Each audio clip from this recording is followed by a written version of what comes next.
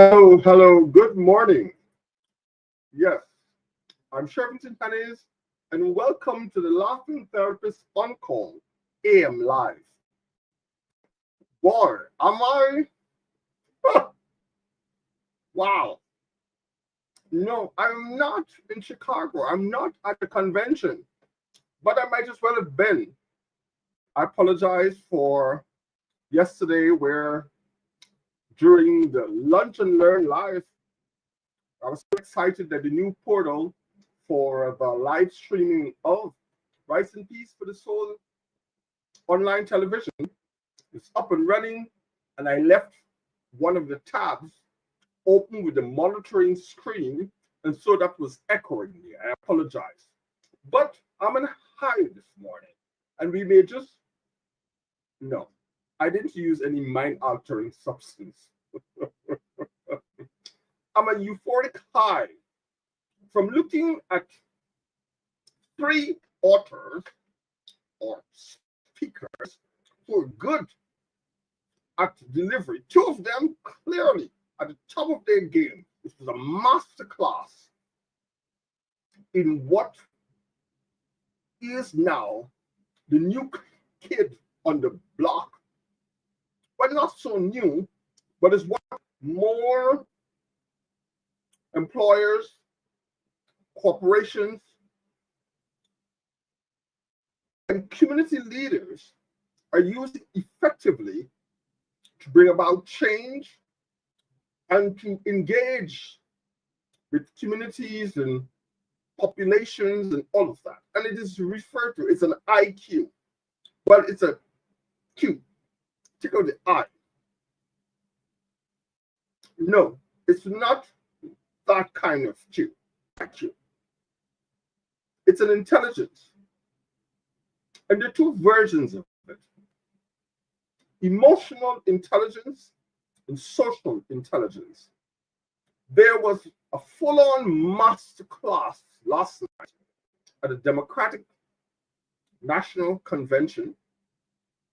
Yes, you had three speakers who executed emotional intelligence and social intelligence, where the thin line of persuasion and manipulation can meet and be easily violated, which is what happens a lot of times when boundaries are not adhered to, respected, and is violated. The one that I'm going to address by tomorrow, because we are part 8 of how to reclaim emotional boundaries, okay, that are codependent or non-existent. So tomorrow I'm going to be looking, or eventually I'm going to be looking at, you got it right, intelligence boundaries. Intelligence, when there's emotional, intellectual,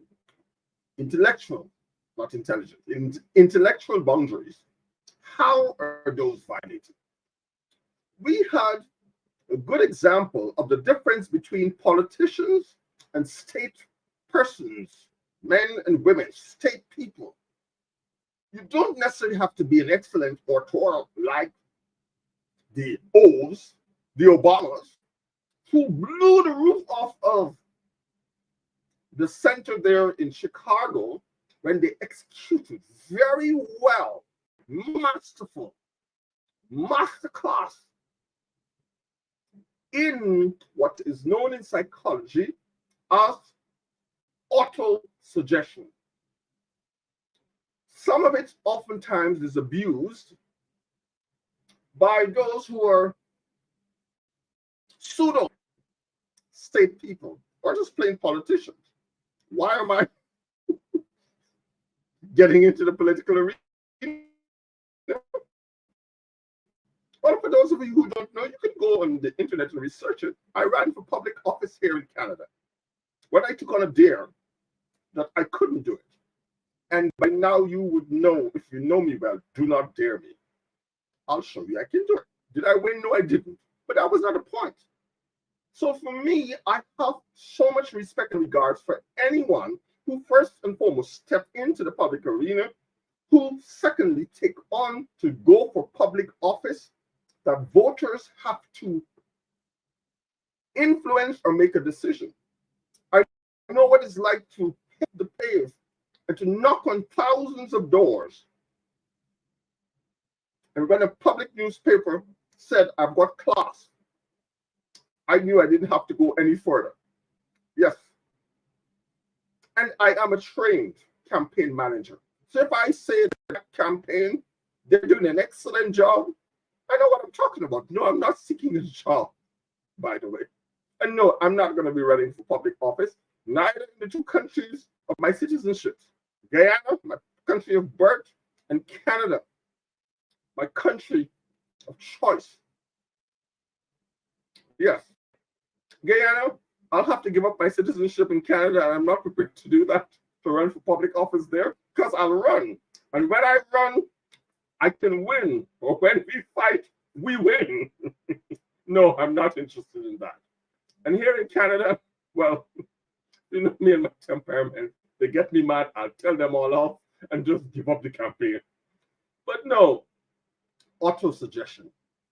Auto-suggestion that oftentimes is what is used skillfully, and it's actually an approach that was put forward by, not Adler, the pioneer of it. And I didn't even realize it's something that I used very effectively. It was on my way 2 years ago from Jamaica, or 2 years, last year I think, yeah, it was last year.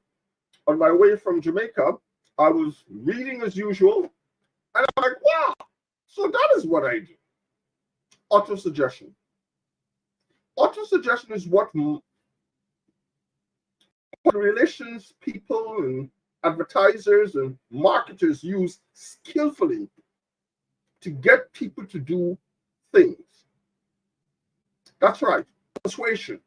But there's a thin line.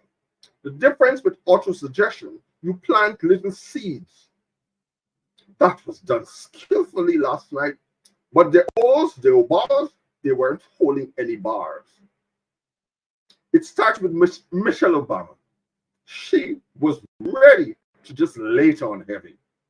And then Mr. Obama came in and skillfully did his thing. Auto-suggestion. And what they were countering very skillfully was the other thing that some people use manipulatively when they're fear-mongering. Auto-suggestion. Oftentimes, it's when you are able to plant little seeds and people go away with it, and before you know it, they take that, it ruminates in the mind, and they act on it. Auto-suggestion. That is rooted in emotional and social intelligence. Those are the two new kids on the block in terms of psychological work and psychology. They're not so new, and I'm going to do a lunch and learn on both of them, especially emotional intelligence, which is what oftentimes in relationship when there's emotional boundary violation is because the person is lacking in emotional intelligence to be able to connect on an emotional level. But there's one thing that I would love to give Mr. Donald Trump a lot of credit for. He actually knows how to use it. And for those of us who think, well, how come so many people are following him? It's because he has some mastery in it. Yes, I'll give an example of what is emotional and social intelligence come together. This has nothing to do with IQ. In his book, Mr. Coleman, where is it? He is the author, yes, Daniel, I can't remember his name. Anyways, I'm going to get it and I'm going to go do that. But the example is that during the Gulf War, or during the Gulf War, a captain or an army general or somebody was heading to an imam at a mosque. He had with him his battalion or a set of soldiers, and they all with guns and all of that, and they were heading towards the mosque. People people saw them moving towards the mosque, and they thought they were going to arrest the imam. So they started to get raucous, and they were going to go and protect the imam. The captain, on seeing this and seeing that they were outnumbered, did this and got his troops or his battalion or whatever you want to call it to stop. And then he said, bow. And then he said, move backwards. Without asking, without questioning what he was doing, his battalion, his group of people followed. And the crowd that was once ready to engage in fight started to cheer. And they averted what could have ended in a catastrophe with potential deaths. The truth is, they were not going to arrest the imam. They were going to have a discussion with the imam. Now, where is the emotional intelligence and the social intelligence? Social intelligence. He knew that that could have been disastrous if they had continued to go forward, because the people did not know that. It was worthless at that point to try to explain to them what was their intention. So social intelligence, he observed, quickly navigated the situation, and avert what they were going to do. The World Health Organization says that is your mental health. How do you adapt to the needs of the moment and continue to be a productive person in your life, in your community? Where was the emotional intelligence in that? His battalion did not question his move. He did not have to use words to tell them what to do. They were all in sync and emotionally connect with the needs of the moment and followed the leader. He said, bow, move backwards. They followed, and they averted potential catastrophe. Emotional intelligence, social intelligence. Oftentimes, that's what's lacking in many situations that gets out of hand. So let's deal with, for today, and wrap up how to reclaim emotional boundaries that are codependent. And just to recap, as you remember, emotional boundaries that are codependent is when people are not allowing themselves to have clear, defined, this is where I start and I end. No, it's easy to be said, but oftentimes isn't, either because there was no boundary establishing from the beginning, and so there's nothing to maintain, and oftentimes boundaries are porous. So in looking at what was put forward here by Hazelden, and the author for this is Raquel Lerner, Boundaries for Codependence. And we ended the last time looking at how do we develop emotional boundaries? Emotional boundaries are formed early in our lives and are generally influenced by the nature of the bond with our parents, I say with our primary caregiver, because our parents sometimes aren't there, or even if they're there, they're not emotionally available. Ooh, what's that? Yeah, you can have people around you who aren't emotionally available. Not because they're being malicious or abusive. They don't have emotional intelligence. Simple. Emotional boundaries protect us like an internal shield, helping us determine which emotions are ours and letting us deflect emotions that are not ours.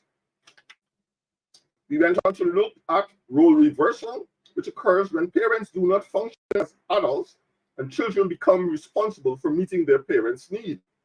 In an alcoholic home, for example, it is common to see the childification, love that word, of parents and the purification of children.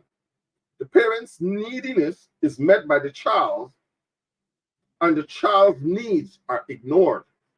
We went on to look at emotional incest. Occurs when parents share adult secrets with children. The parents treat their children as close adult friends or surrogate spouse. As others, we have been told secrets we wish we didn't know. We can just imagine how children feel when they're told inappropriate information. Parents who share their intimacy with children tangle their children in an emotional web that prevents growth. Children battling emotional incest are not able to strengthen their boundaries enough to become individuals. So they grow up, but they're still stuck there, and we refer to this as internal family systems, where a child or a person is still stuck on dealing with places in their childhood that was traumatizing. They weren't able to move beyond. They didn't have the emotional either resources or support, and they're stuck there. So a lot of times you have quote unquote adults moving around in adult-like relationships, but functioning internally, socially, intellectually as children. And in therapy, what I have to do and what other clinicians have to do is going to those family systems and work with them to move beyond those stages so they can catch up with their biological quote unquote age. Often as a result of this type of boundary damage, children may feel the unexpressed pain of their parents. As adults, they may enter into relationships with people who cannot express their pain. You attract to you that which you know. You cannot give to another that which you don't have. So oftentimes I'm telling clients, well, you cannot go into your pocket to take out money if there's no money. What comes out is nothing. And that's what you're going to potentially give to who you think you love. You cannot give to another that which you do not have.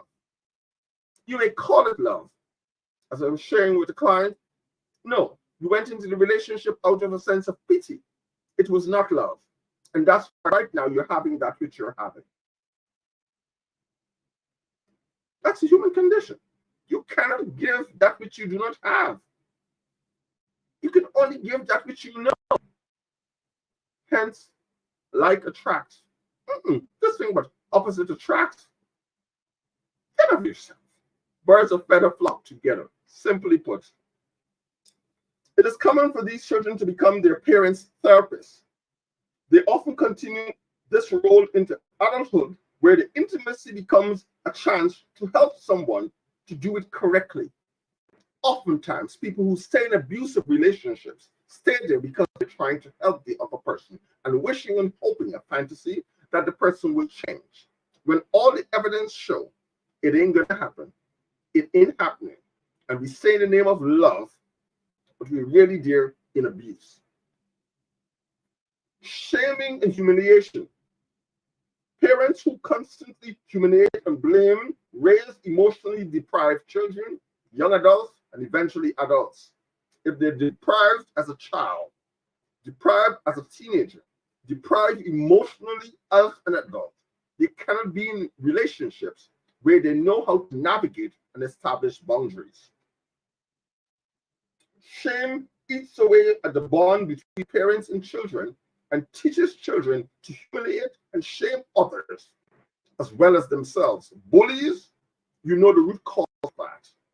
They were humiliated and shamed as children. Shame and guilt are two different things.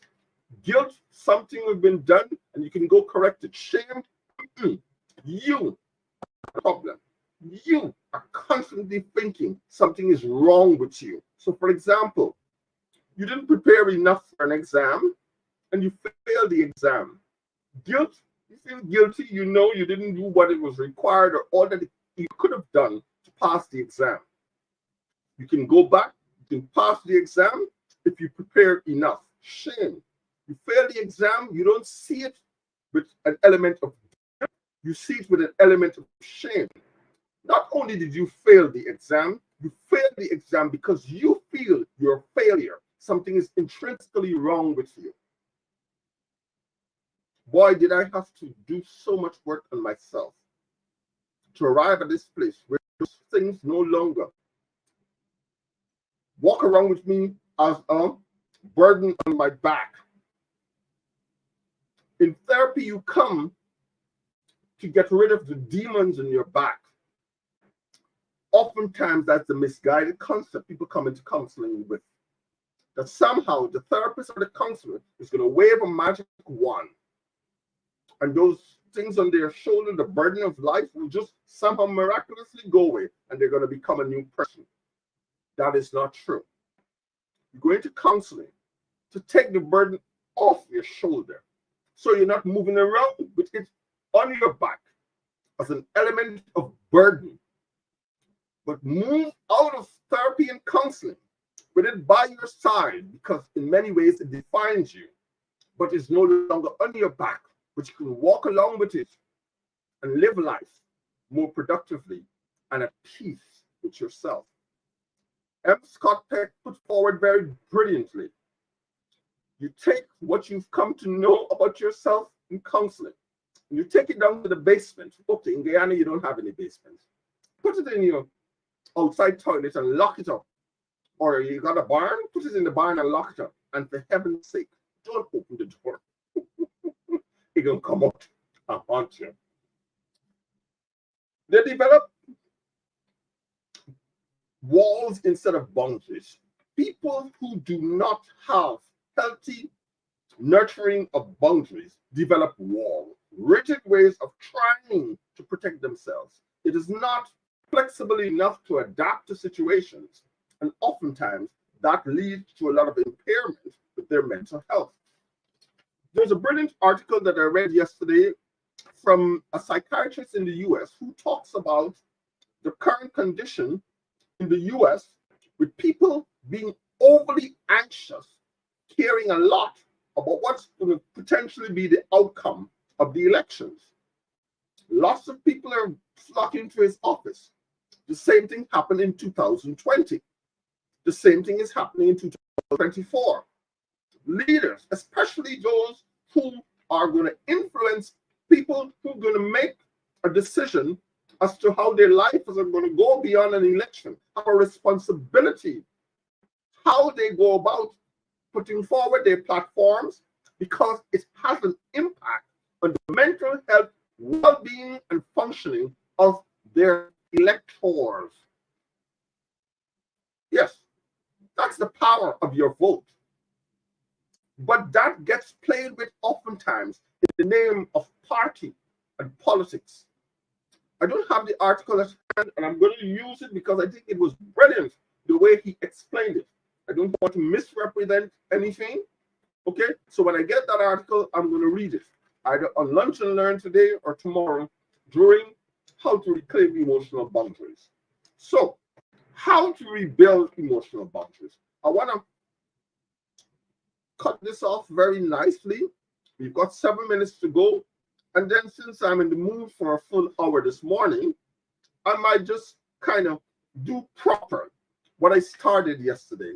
On Lunch and Learn, with regard to, you got it, are you a narcissist?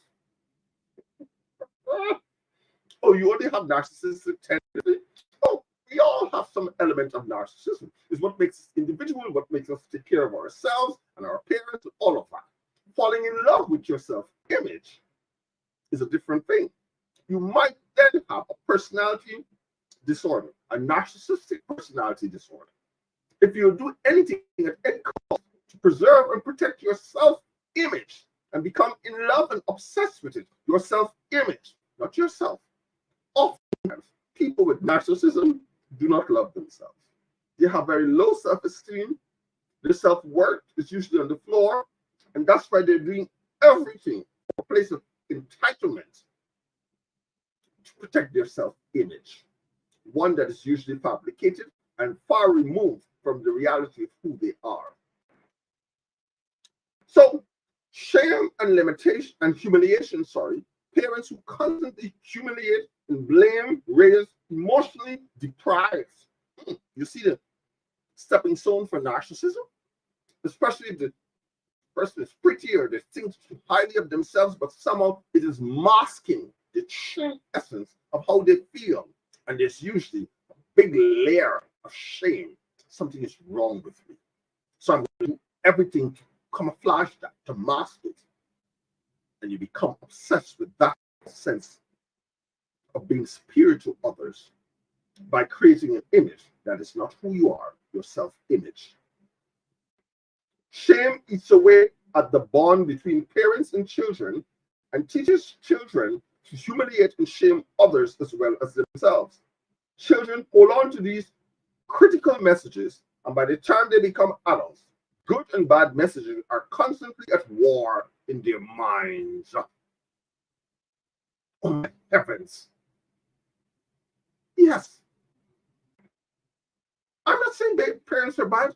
Many times they don't know anything themselves. And you hear things like, oh, it's a generational curse. No, it's a fixed and rigid way of seeing the world and a refusal to change your mind about it. Generational curse. No. But that's what I know. This is who I am. Well, is it getting you what you want to experience? How does it serve you? There's no judgment here. The simple question usually in counseling, how does it serve you? What do you mean? I mean, are you getting to experience that which you would like? Long-lasting relationships, long-term jobs, all these things. Does it serve you? If you're not able to say yes to any of those things, then it's not serving you, and you may want to consider modifying it. These people not only reject nurturing and compliments, but they also mistrust those who try to get behind their walls. Adults who were shamed as children for expressing emotions often carry with them unseen committees that criticizes and judge them constantly, all their actions and reactions. They're constantly feeling that they're being judged. Paranoia steps in. When our emotional boundaries are destroyed, we feel transparent, naked constantly, feeling we're constantly being watched, we're constantly being observed, and hypervigilance is the name of the game. Stress comes very hand in hand nicely with that.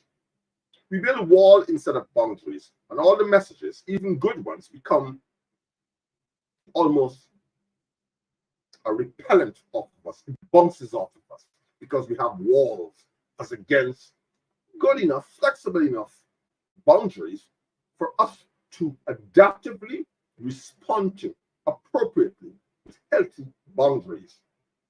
We not only reject compliments and nurturing, but mistrust everyone who tries to come through our walls. But the flip side to that, oftentimes this is what develops because it's what you would have known back in your relationship with your primary caregiver or parents. It's called enmeshment. Enmeshment. What is enmeshment? Enmeshment is this. Enmeshment is a term used to describe families in which members must have the same feelings and belief as the person in charge. Enmeshment. One person's mood dictates the mood of everybody in that environment. You're enmeshed. There are some cultures that actually celebrate this kind of thing, this kind of behavior. Oftentimes, suicidal thoughts and ideation lives very close proximity to enmeshed family settings. Why? Because the person cannot function very well outside of the enmeshed environment. So whenever there's a disruption in that, the person feels hopeless and helpless to exist on their own. And then thoughts of worthlessness steps in, and then the question of why live is right there. The pain of that being left alone from the enmeshed environment is excruciating. And oftentimes people make a very difficult choice. These families provide children with a heightened sense of belonging that require children to give up their emotional autonomy. You no longer have any kind of autonomy with regards to how you feel and how you must express the way you feel. When our boundaries are damaged by enmeshment, we often become emotionally empty or emotional sponge. Emotional sponge. I had to heal myself of that. And hence, oftentimes, you may think, if you're not very mindfully aware of your emotions and you have a very developed emotional vocabulary to be able to label and identify your feelings, you're often overwhelmed emotionally in environments where there's intense emotion. And then you cannot cope, you cannot navigate those environments. And you become either a doormat, you are easily abused, people take advantage of you easily because you don't have any protection. We tend to soak up the feelings around us, allowing others to determine our feelings. Children battling this type of boundary damage finds it difficult to develop the tools to discover their own feelings. They search outside themselves for definition. Yes. Yes. We can begin to rebuild damaged emotional boundaries by paying attention to how we feel. The Spirit of a Man Circle show is addressing this. Many cultures, and those from which I am and where most of us live, that almost socialize and condition men not to acknowledge that they're first and foremost a human being before they're male. They're a living organism before they're male. And as such, emotions is a critical part of who you are. I will be posting this. Can't see it very clear. Anyway, it's how emotions are generated. Let's look at how emotions are generated. I told you, we're going to do an hour today. You cannot identify your feelings. You cannot label emotions. How emotions are labeled. How emotions are generated. There's only one primary emotion. Tina Turner was on something when she, that familiar song that propelled her into superstardom and all of that after she separated herself from Ike Turner. That's right. What's love got to do with it? What's love but a second-hand emotion? All emotions, other than the primary emotion, are secondary. Second-hand is based on a perception, and we label them. The primary emotion, or the one real emotion, is that of surprise. Yes. Through our five senses, and there are more senses, but the five common ones, whatever enter our body, the first reaction of the body is surprise. Oh, what is that? But we are so animalistic in so many ways that we don't consciously process those. Just like, oh, I just feel something came through my ear. Oh, something just came through my eye. No. The body is always responding initially in surprise. And for those of us who study the biology and understand the working of the brain, we say an action potential kicks in. Why do I know this?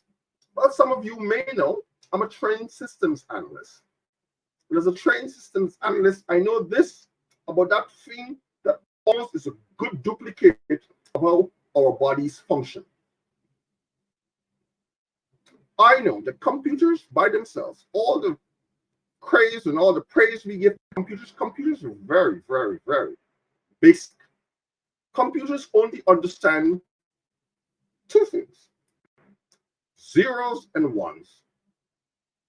Zero represents an absence of electrical impulse.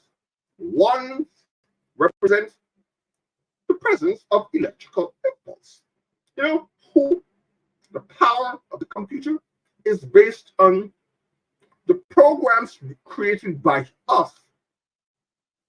We have the operating system that manipulates and gives the foundation to the zeros and ones. The operating system, Microsoft or Apple or Macintosh. The operating system, Android or OS for iPhones. The operating system. You know what is the power? The application software that is created by man. The speed of the computer, the power, the horsepower, the speed, that's what makes computer or any computerized device powerful.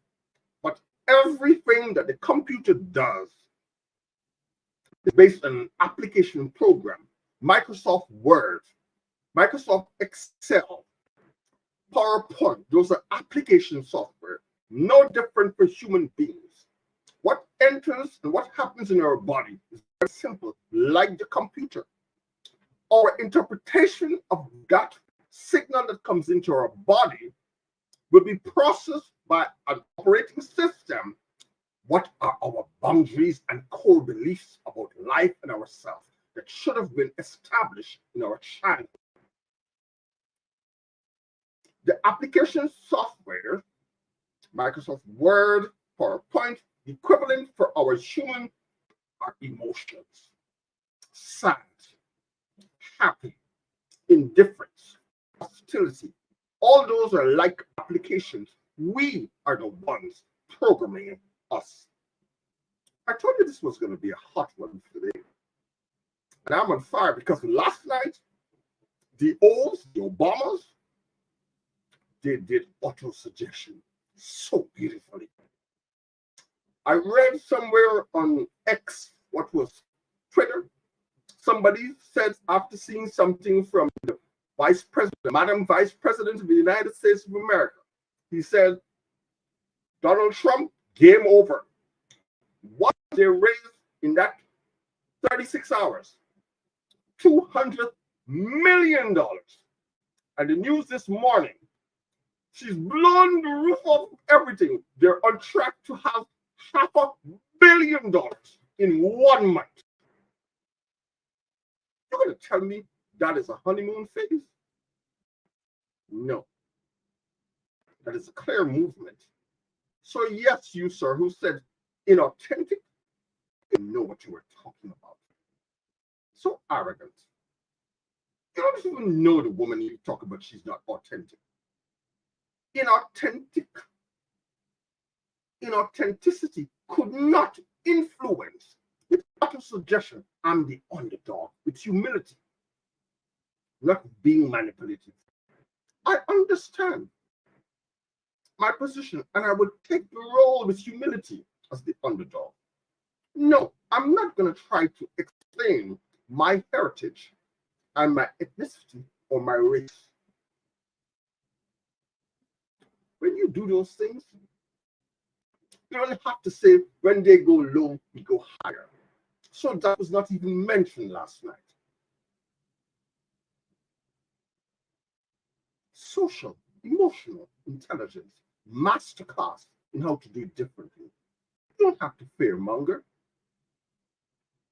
So after the primary emotion of surprise, the very next thing that comes up is fear. The body does not know your words. Fear comes in after the surprise in this living organism. Fear steps in. We call it a stimulus. After the action potential, and the body then responds with opening of a cell, and there's a release of either hormones in the body or in the head, in the brain. We call it neurotransmitters. Gets released out of the neurons. The cells in the brain are called neurons. The other parts of the body, the cells, would either be glands, and then hormones are released through those. And now we have an action potential, and there's going to be transmission, neurotransmission in the brain. We either have dopamine or serotonin, the feel-good stuff. This morning I'm hearing that the weight loss program, some of the weight loss drugs that alters your mood for you to lose the weight are now being responsible for suicidal thoughts. Because if we're going to alter the mood and play with the central nervous system, we slow down the processing and the mood is altered. When we feel down, we lose interest in things that used to bring us pleasure. And if it's prolonged for more than 2-3 weeks, we are bordering or we're in the area of clinical depression.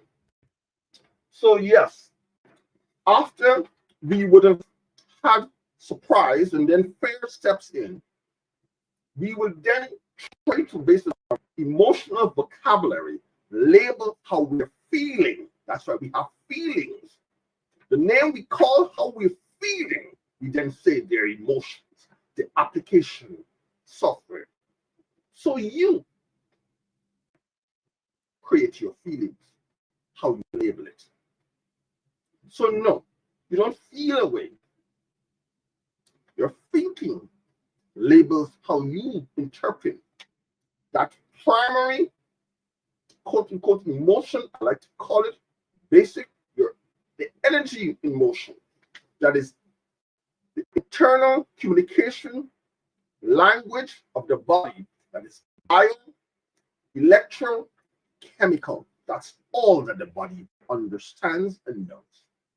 Everything else, you, with perception, labels it.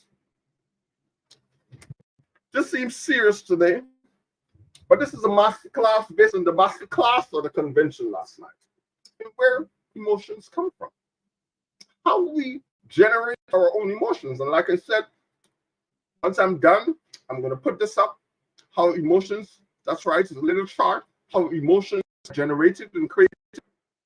And like I said, primary emotion, surprise, fear, then bridge the gap between your secondary emotion so you can have delight, love, oh, I love you, anger, denial, sadness.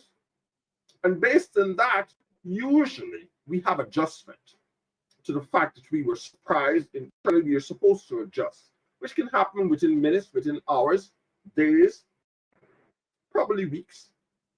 If it's in months, then we have an adjustment disorder. We're not adaptively responding to the needs of the moment to adjust. And the World Health Organization refers to that as your mental health. Mentally, how are you able to adapt, to respond, to adjust to the needs of the moment? Hence, your mental health. That does not, in and of itself, means mental illness. That's the reason why the work that I've been doing is try to get our people of color, visible minorities, those of us who do not have a culture of embracing that our mental health is just as important, even more important than our physical health, because it determines, in many ways, our physical health. I'll be dealing with mistaken beliefs and thinking, and show you how, in many ways, the cells that become cancerous, for example, and all of that stems from a way of being and thinking that it ultimately impacts the functioning on a biochemical level. And so I like to say that the internal communication language of the body is electrochemical, electrical transmission, and it's based on a water-based substance or chemical. So the release of the neurotransmitters between the neurons for there to be activity. Just for example, all of this is a constant going to my brain, and that's why this can happen. When I learned that, for example, contraction that a woman is going through, when it's clear that she's about to deliver, that contraction is a signal from the brain sent to the region where the body has over time, evolution, learned that she is about to endure severe pain in that area, and hence the contraction. Every time that is released, it's releasing of neurotransmission to prepare that area for engagement, pain, potential damage with the birth of the child. When I learned that, that was, whoa, that's what contraction is all about. That's how intricate our body is made up. Our heart is important, but our brain is like the central processing unit of the computer. Everything. It regulates and determines what happens between the operating system and the application system for the computer, for the body to be as powerful, to be so creative and all these things. Our mind, the function of the brain, our mind, it's not a place. It's the function of our brain. And that's what the World Health Organization is referring to when it says your mental health. It's not the absence of an illness, but it's your ability to adaptively respond to the need of the moment, mental health. Hence, I am advocating for promoting, when we say mental illness, we make the distinction that it's your mental health related illnesses that can either be a disorder, disease, or disability. But your mental health and mental illnesses are not one and the same, two different things. So yes, I will post this along with an explanation of how stress, because once we're surprised, the body then responds in stress. And stress response, as we've learned from the sessions I've been doing, stress is the release of adrenaline, cortisol, and norepinephrine that engages the body to respond in a certain way. And for those of you on my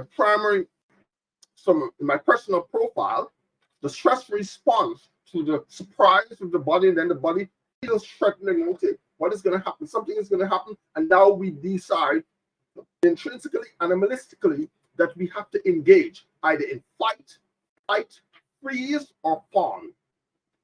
And what does that look like? The way we know they're called our stress response.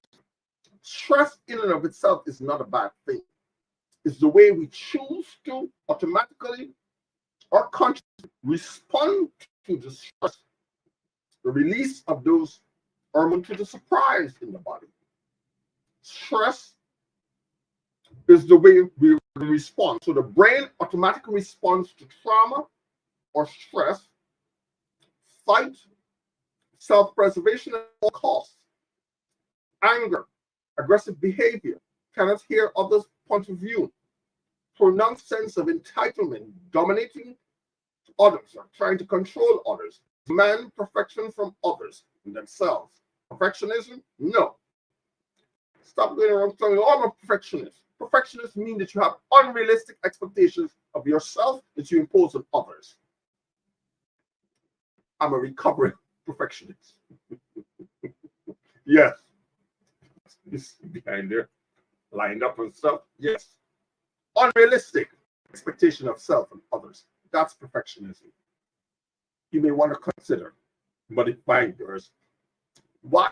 Because usually anything can be improved on. You have a preference that it could be done a certain way, but don't say that's the only way. And you're constantly trying to get that. You know what? Compromise oftentimes with perfectionists, time management. You're always late. And most times, because it's unrealistic, your expectations, you're constantly not achieving it. And you're constantly feeling like a failure. So shame lives hand in hand. An intrinsic feeling of being a failure. Perfectionism.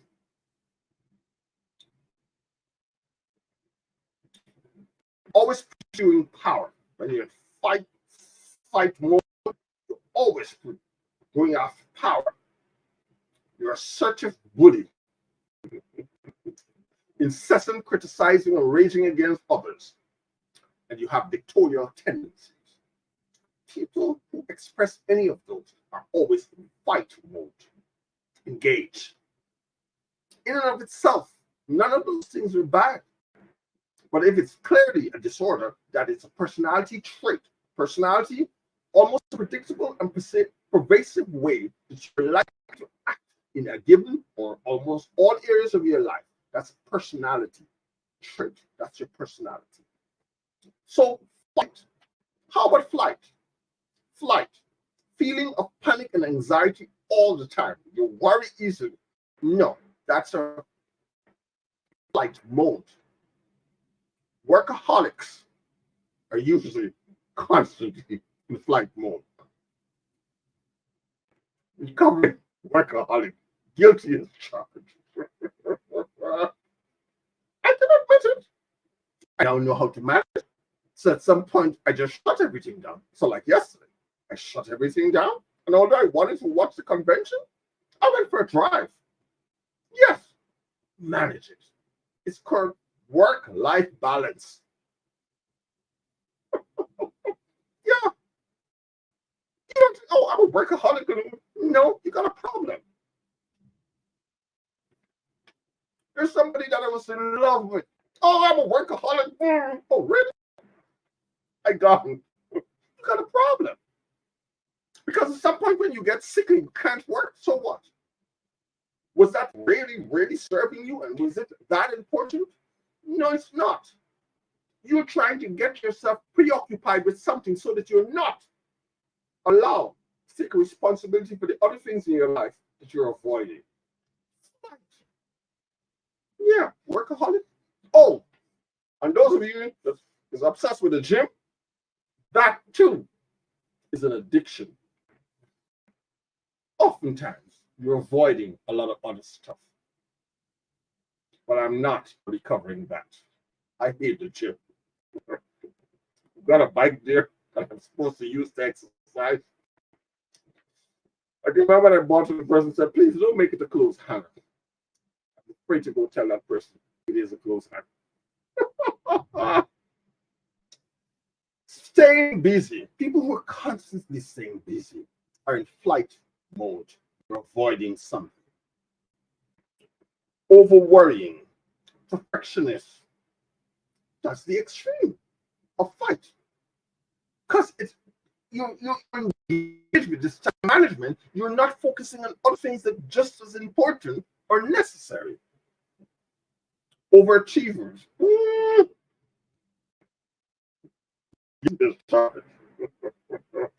But I'm in recovery for it. I'm constantly doing relapse prevention. Hypervigilance, rushing around, over analytical, can't sit still and relax, try to micromanage situations and others all the time. You're in flight mode. Freeze. So it's fight, flight, freeze, and fawn. What is fawn? If you're constantly saying yes to everything, be pleasing, you're in fawn. Yes. What's freeze? Freeze. Depression. Whenever you are depressed or very sad, you're in freeze mode. You're not engaging, fighting with life, taking on, not in an inappropriate way. Freeze. Depression. A rigid and fixed way of seeing and a refusal to change leads to depression. When you're depressed, there's something you're refusing to change. So when you come to me, one of the first things, oh, you're depressed? Okay. So what is going on right now? This is my first question. And oftentimes you're not going to tell me the truth. Because that's who you think you are. So you're not going to think there's a problem there. But I'm going to listen to you because a part of my job is to listen to all of the so-called rational things that you think I need to hear. I'm going to the reverse of all of them to look at the irrational part, what you're not sharing. There's no Christian counseling and think counseling. There's counseling. But you can take your Christian beliefs and all of that and apply to it. No, counseling is counseling. Do you do Christian girlfriend talking and secular girlfriend talking? Well, okay, if you add some smut and all of that to it, it could be secular. Sharing with others is sharing with others, full stop. Don't put all of those nice things on it. No. So depression, disassociation is freeze, fog, brain fog, avoiding human contact, detachment, isolating self from the outside world, wanting to hide from the world, struggling with making or acting on decisions, hibernating, couch potatoes, lifeless or feeling dead inside, feeling spaced out, feeling unreal, disassociation, achievement phobic, achievement. You don't want to achieve anything. You have no goals, no aspirations. When you're like that, you're in freeze mode. Let's wrap this up. Let's bring this 1 hour for today. What time is it? Oh, I got some time. Can get some breakfast and get my first session in today. I knew it was going to be a hot one. 4 days of intense sessions. Fawn. Fawn. Fawn. So it's fight, flight, freeze, and fawn. Fawn. All these things help when you get to understand which is your automatic stress response. You can better establish emotional boundaries. You can reclaim them, and you have an understanding how you respond to that initial surprise of what's happening in you, and then you respond there, and then now you have to label with a secondary emotion. Understand which of these, because all these here are emotional states, but your emotional vocabulary have got to be developed or enhanced to be able to identify, and then you can say, oh, I'm not engaging with life right now. I'm in flight, or I'm in freeze, or I'm fondling. Not fondling. Come on, take your mind off it. Remember, I'm Shirvington Hannays, laughing therapist. Yes, I'm a certified addiction counselor and counseling therapist and addiction teletherapist and a clinical supervisor. But yes, addiction or addictive thinking and addictive behavior or behavioral change, that's my specialty. So when you're codependent, yes, what we've been dealing with for this series on how to reclaim emotional boundaries that are codependent. Codependent people have issues with boundaries. And usually is in a state of fawn. They cannot say no. I call it, you cannot say an empowered no. You're easily always saying yes to the detriment of self.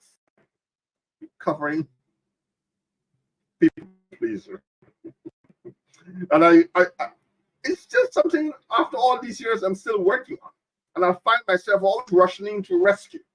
Rescuer, woo, in the drama triangle of interpersonal relating. Oh yes, there's a triangle. In all our relationships, we're always entering that triangle. In every engagement, we're either entering as a prosecutor, a rescuer, or a nurturer. Don't worry. Doesn't matter which one of the roles you enter the triangle in or with. At some point, you're going to oscillate through all of them. That's a different session. We'll do that for lunch and learn. So, I'm going to wrap this up now.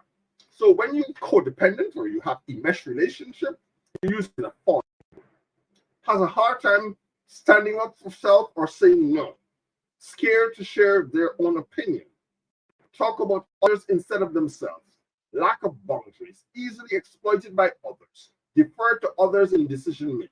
You avoid conflict at all costs, difficulty in identifying your own feelings. Even when you're alone, you can't tell how I feel because your vocabulary, emotional vocabulary, is almost non-existent. You have two extremes. You're either sad or you're happy, or at least a little pleased. You've got nothing else in between. You got to go work on your emotional vocabulary. You feel like you have no identity constantly trying to please others, appeasing the other person to avoid conflict, uncomfortable threatening when asked for your opinion.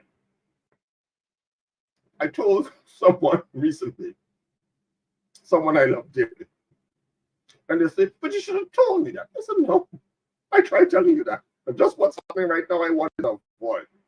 But your problem is that it's okay to have an opinion. You can always, or you should always have an opinion. You don't always have to share it. Well, I was told that by someone, and we were like, ooh, but it's true. And we're just in an hour, so I gotta wrap up now. Concerned with social standing and acceptance. You're an angel of mercy, and you care, and you're a yes person. Those traits mean that you are in fawn mode of the fight, flight, freeze, fawn, instinctual, stressful response to life. Namaste. I'm Shirvington Hannays, and this was the Laughing Therapist on Call, AM Live. You can get more information at www.thelaughingtherapist.ca, or you could always get more information at www.smahochange.click. Bye for now. Until next time. Bye-bye.